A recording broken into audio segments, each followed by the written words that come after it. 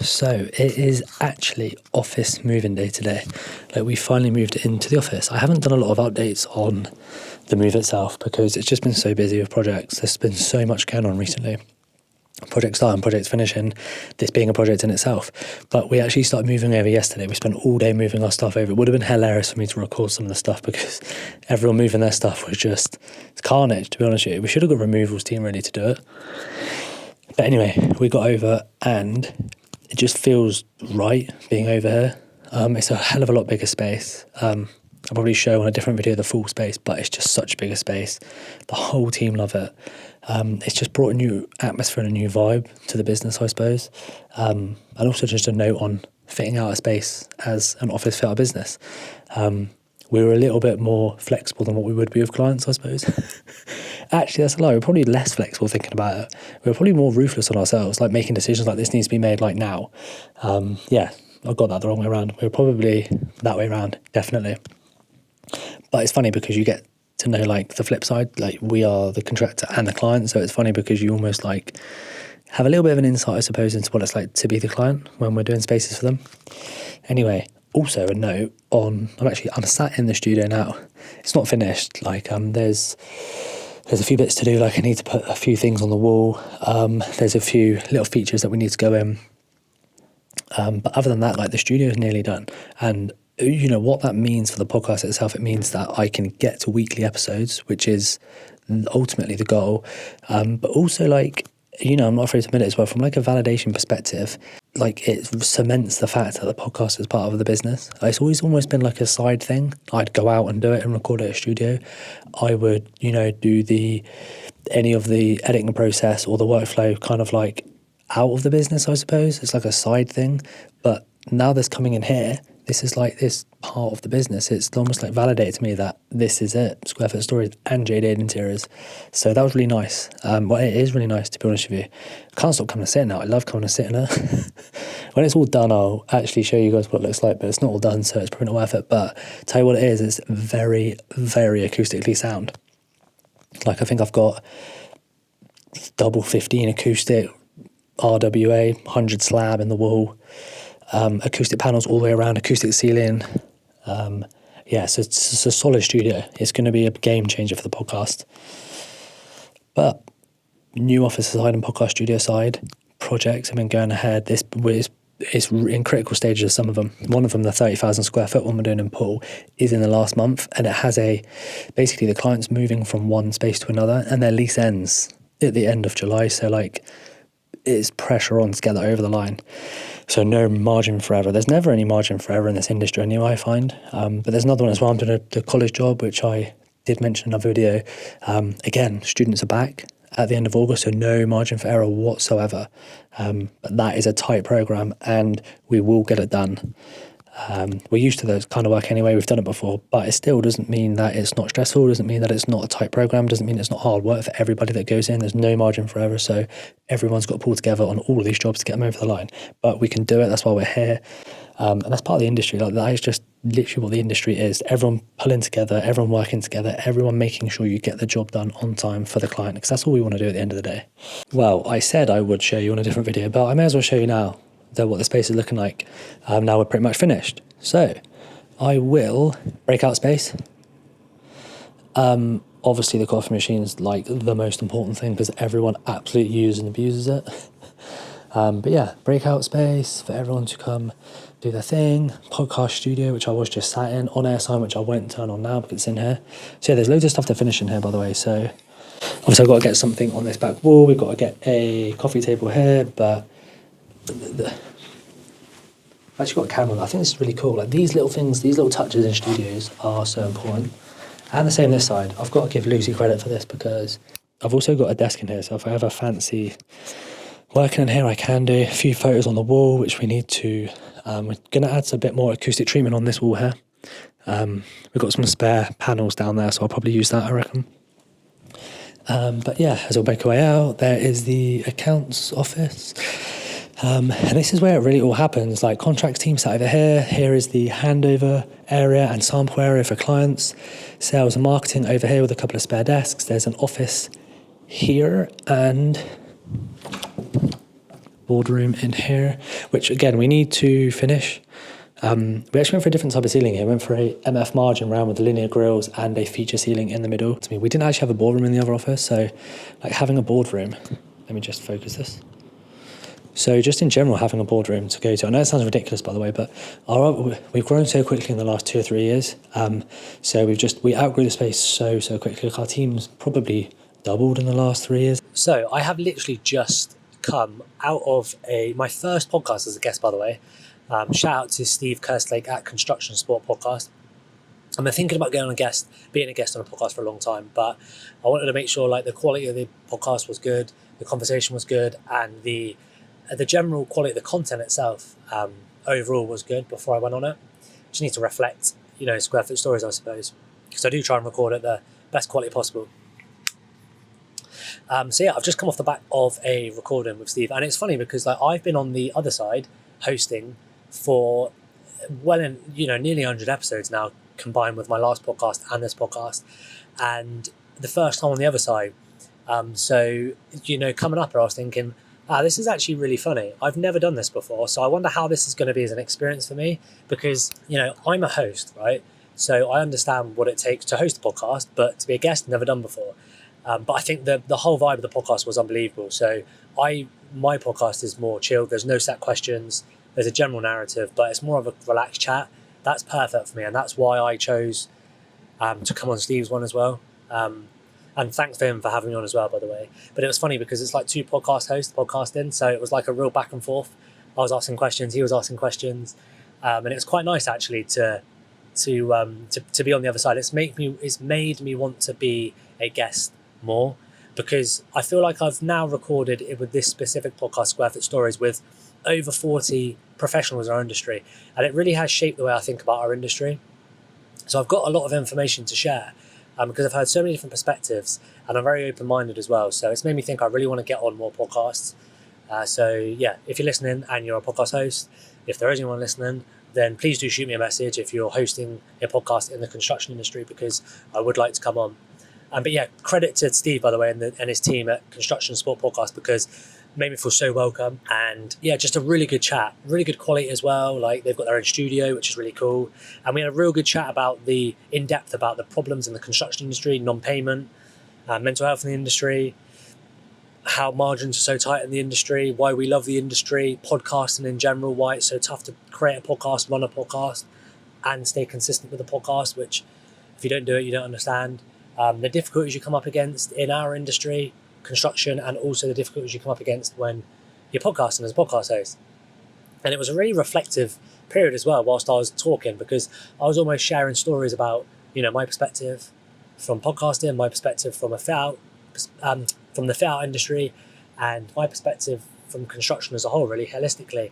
And it was a really good experience for me to be a guest, because it made me reflect on how far we've come as a team at Jade Aiden, how far we've come as a team at Square Foot Stories, or how far I've come podcasting, and it was nice to share it. So yeah, just come out the back of it. I'm going to go on my way home now. It's 3 hours. Also made me realise, like, massive credit to the people who come on my podcast and travel, who commit to come in, like huge credit to them who have come on the podcast, everyone that supported the podcast as well, because being a guest isn't easy.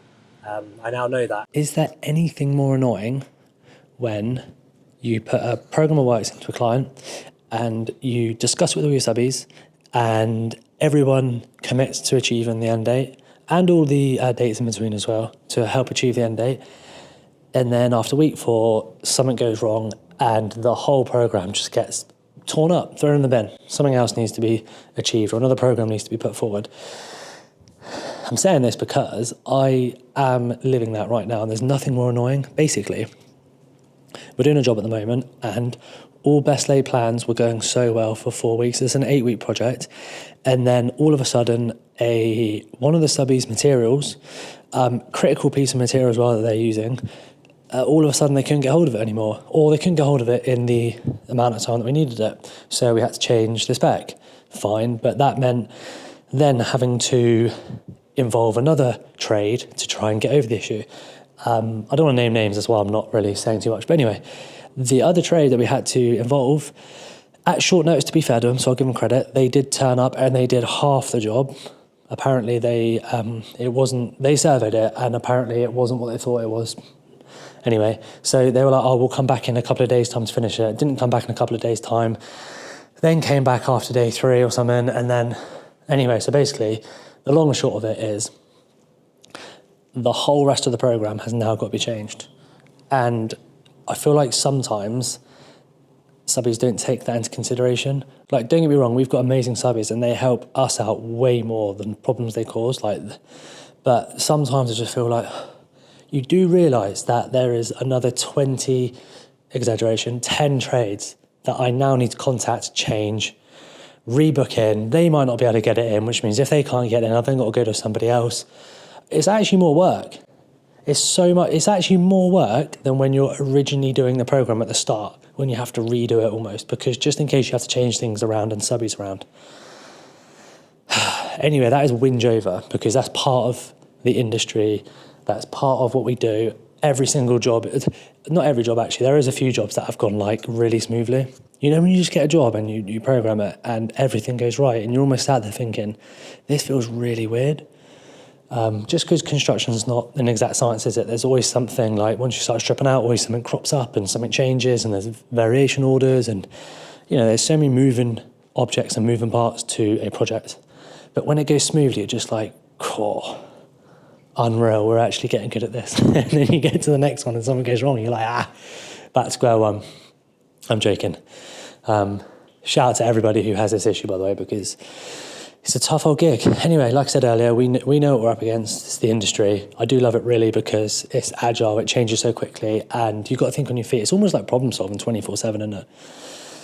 Anyway, I actually, on a more positive note, recorded my first episode of Square Foot Stories in the new studio. I'm actually going to go wander over to it now because I am still so buzzing about it. I was so buzzing recording in it. Like, having my own studio, by the way, is like, it's unique. I've always wanted it. It doesn't look like what it would look like. It's very dark in here. Like, it doesn't look a lot, guys, but honestly, this is such a good moment for me. I am missing something here. I haven't figured out what I want to put there yet. I need to put something there. I'm not sure what it's going to be, but it's such a critical piece, I don't want to rush it. But anyway, like, it's so good to record. Like, it feels like I've got a home for Square Foot Stories, which is incredible, by the way, because like, I'm always travelling around doing it in different studios. And now I feel like, you know, we're at a stage now where we deserve to have a home of the podcast. I'm fortunate enough to have people reach out who want to come on as well, and they're willing to travel down here. Like the gentleman who come down, he's the MD of one of the major suppliers in the UK. Great episode, by the way. I haven't recorded with a supplier yet, so it was very interesting to listen to a supplier's perspective, especially like the squeeze on margins throughout the industry and how that affects suppliers and the knock-on effects then onto contractors. And also another really interesting topic we talked about is how the design and build may be of detriment to suppliers who spec jobs because it gets changed so quickly, and sometimes, especially in the value engineering phase, sometimes like suppliers will spec things, and then when it needs to be value engineered, either their specified product gets downgraded, less money, or they don't get the job themselves, and they have to go to someone cheaper, a cheaper supplier. We've all done it. I've done it before. You know, you've got to get a job over the line if you can. But it's just interesting to hear their perspective, like the amount of work that goes into it, and then just how like soul destroying it is when that happens. And also, we spoke about the FIS award ceremony, about how I had a bit of a polarising view that people pay to get their projects nominated, and I got quickly corrected that they don't. How I presented it basically wasn't what it is. That essentially, you just have to cover the cost of people coming to assess your projects, essentially. I'm still sceptical, I'm not going to lie. It didn't really clear it up for me, but anyway, that's one for another day. So I literally spent all day yesterday driving around looking at projects. I tell you how one of them come about, actually, right? So last Friday afternoon, a company rings us, basically. It's like literally at 4:30. We never get sales calls, by the way, on Friday afternoons. So I thought this is a bit strange. Anyway, they ring me, and they've been let down by a glazed partition company. And we're like, we've been let down. We really need some double acoustic glass, acoustic doors, and a few other bits and bobs done on this project. And we've been let down. Can you help? The project's in Fareham, which is quite close to us. So anyway, I went to go look at it yesterday. And like, by the way, just proof to always answer the phone. Like the amount of contractors that I know, and the amount of contractors, like mainly subcontractors to be fair, that I've spoken to or met or even had on the podcast, and they're like, I just can't answer the phone all the time, and they just let calls go through. Like, you never know what could come of just that one phone call. So like this client, for instance, like who knows what's going to come of it. But in the immediate, I went to go look at the job. There's like loads of glass partitions, there's solid partitions, there's like doors, there's acoustic treatments, there's almost like a mini fit out package for us to do there, local as well, which is incredible. So yeah, just always answer the phone. Like, you never know what could happen or what could come of it. And also, like, whilst I was in discussions with them, like they're based down like southwest, like quite far away, a couple 3 hours away. So like they do a lot of work around here. So there's there's opportunity there for us to collaborate on projects. Like maybe I can take packages off them. Just such proof of just you never know what could happen. Anyway, I also went up to Camberley, which isn't too far from us, to look at a dilapidation project, which is completely different to like a fit out dilapidation. It's just it does feel strange, doesn't it? Like the amount of times we've been back in buildings where we've actually fit them out before, and then we've come back and delapsed them, and then we've refit them back out. Like the churn you can get out of just one building through that process, especially if there's like short leases from tenants, like you can get in there, do a good job, a fit out, and then they ring you to do a dilapidation. And then, if you get your details passed across to the new tenant, you can then do a fit out for them. Just again, like what could come of such small things as well, like just a small fit out, and you could rinse and repeat that through fit out, delap in the same building, just for different clients. And then you never know where the delapped client could take you as well. It's just all about doing that good job, isn't it, really? But yeah, just the vast difference in projects between a fit out and a delap. Like delaps are, like, I don't want to say this because they can be a bit difficult sometimes, but they're realistically the majority of the time they're so easy. Like so much less effort in terms of like management has to go into it.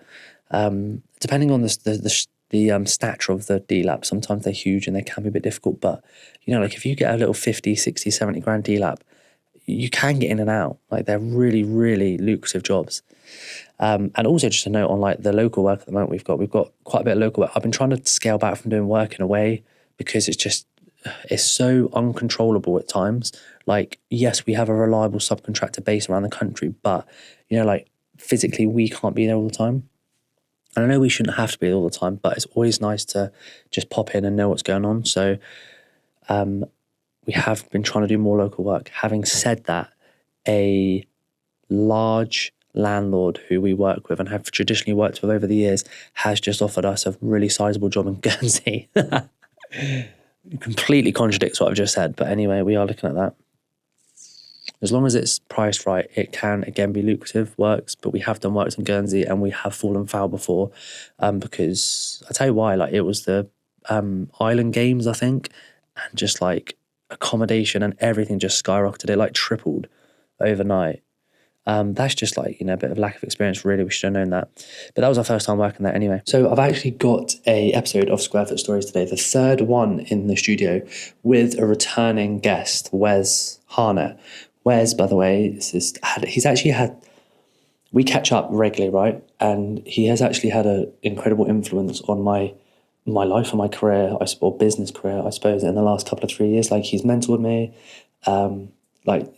He's a great guy. Anyway, he is the second returning guest on the podcast. And there's only a few people I'd have on as returning guests. Obviously, Ollie Plastow is numero uno. He's the first one that returned on. But Wes, I did want to get back on. And it would just be nice to catch up in person because he's moved to Dubai recently doing, other things with his business venture and career and life, I suppose. Still in the design and construction industry, but, he's more working within the AI and consultancy and coaching world. But yeah, it's going to be amazing to catch up with him. And also just to he started coaching me from a life and business perspective like 2 or 3 years ago. And I haven't actually seen him since. Like, we catch up virtually all the time, but I haven't seen him since. So it would be good for him to see, like, we've moved into a new office and just seeing how we've grown as a business. So yeah, really looking forward to that. But yeah, other than that, I have had another cancellation of a guest. I was supposed to have someone on after, but I think she's got bronchitis. It was going to be a really interesting one because that was going to be marketing in the construction industry, which like a lot of people either don't know how to do or they do wrong. So it would be nice to speak to her about. She's the marketing director, I think, of a large fit-out company, so that would have been really interesting. And I would have got Lucy on that episode as well to listen, which would have been really beneficial for her. But anyway, another cancellation. I think she got bronchitis, which is fine. The worst thing to have, by the way, if you want to come on a podcast. I think she said she's like literally can't talk. It just defeats the object of being on a podcast. If you can't talk, that's the only thing you do on it. So yeah, just again fighting cancellations all the time on the podcast. We've had a bit of a good run rate recently, so we've had 5 or 6 people recorded in the last 3 or 4 weeks, which is good because we went for a trick. I actually went for a phase where I was thinking of stopping doing it because so many people were cancelling, and like they're legit reasons like flat tires, ill. Like they've got a big business meeting that's just cropped up they have to attend to, which is fine. I get it. Like the business is number one for these people, but from a selfish perspective, like cancellations kill the podcast. Like it ruins momentum. Like it's so hard to keep it going. It actually is. Like it looks so easy from the outset doing a podcast, but it's actually not. Especially when things go against you, like cancellations. Guests don't want sometimes like recordings to go out because they've said things and they shouldn't have done. So much goes against you from the ops perspective. But yeah, I've just had to churn through it. Like honestly, I have actually contemplated stopping doing it before, numerous times, but I've churned through. But like recently, I have before these last 5 or 6 were recorded, I was contemplating stopping it and just thinking, is my time better spent elsewhere? Obviously, it's not, because it's like the most beneficial thing in terms of BD and inquiries that come in as well. Like if you go off just like return on like what we've spent on it, it outweighs and outperforms everything. So I just need to keep it going really. But yeah, I will probably summarize this podcast afterwards. I might even do it with Wes actually on video. Thinking about it, that'd be a good one. Haven't done that before, but anyway, yeah, look forward to the episode today.